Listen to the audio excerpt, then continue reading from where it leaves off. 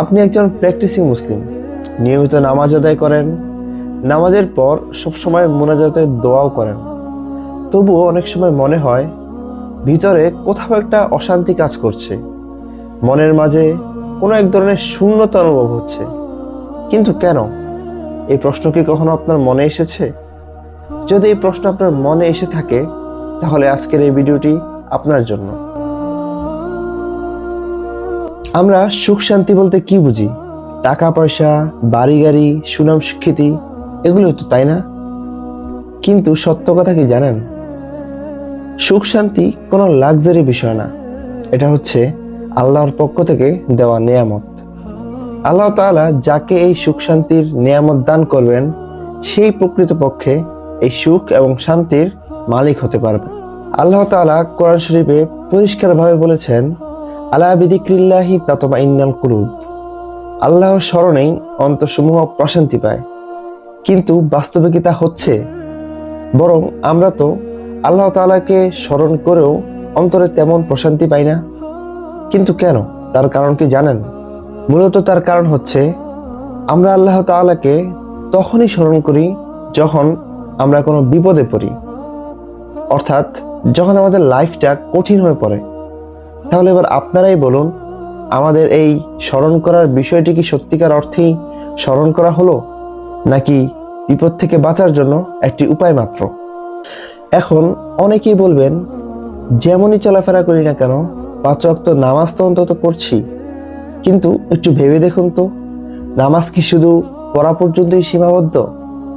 নামাজের পর বাকি দৈনন্দিন জীবনে আল্লাহ তাআলার আদেশ নিষেধ এগুলোর কি কোনো গুরুত্ব নেই? আল্লাহ তাআলা আমাদেরকে যেভাবে চলতে বলেছেন, যেভাবে কথা বলতে বলেছেন, যেভাবে জীবন সাজাতে বলেছেন, সেগুলো কি আমরা সত্যিকার অর্থেই অনুসরণ করি? সত্যি কথা বলতে কি, যখন আমাদের জীবনটা মোটামুটি ভালো চলে, তখন আল্লাহর আদেশ নিষেধ এগুলোর কথা প্রায় আমরা ভুলেই যাই। আর আমরা আমাদের জীবনকে নিজেদের মতো করে চলি।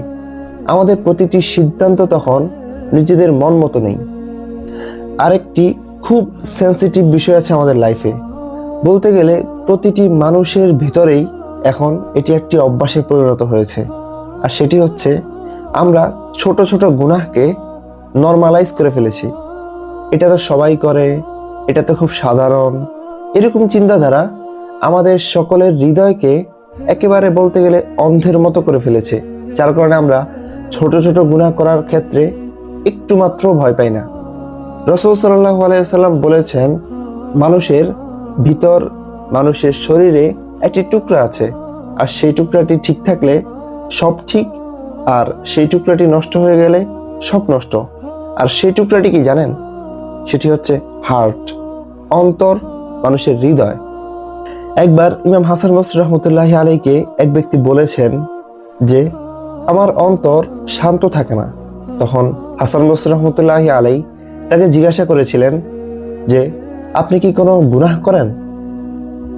কারণ গুনাহে ব্যস্ত হৃদয় কখনো শান্তি অনুভব করে না। আমাদের সমস্যাটা মূলত নামাজে না, আমাদের সমস্যাটা মূলত দোয়াতেও না।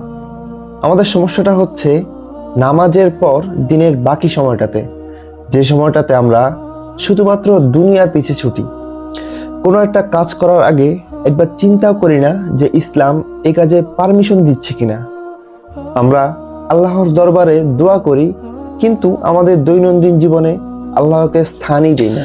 আজ যদি আমরা একটু থেমে নিজের দিকে তাকাই, আমার নামাজ, আমার চলাফেরা, আমার ইবাদত, আমার নেওয়া প্রতিটি সিদ্ধান্ত, আমার করা প্রতিটি কাজ, এসব ক্ষেত্রে আমি আল্লাহকে কতটুকু মানি, তার দেওয়া বিধিবিধানকে আমি অনুসরণ করি কিনা, ইসলামকে আমি কতটুকু গুরুত্ব দেই, হালাল হারাম বিবেচনা করে কয়টা কাজ করি, তাহলে আমরা আমাদের নিজেদের উত্তরগুলো খুঁজে পাবো।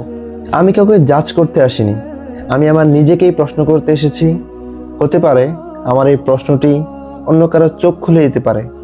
তাই আপনি আপনার প্রশ্ন অথবা এই প্রশ্নের কোনো উত্তর যদি আপনার কাছে থাকে, তাহলে কমেন্টে লিখুন এবং সবসময় আমাদের পাশে থাকুন।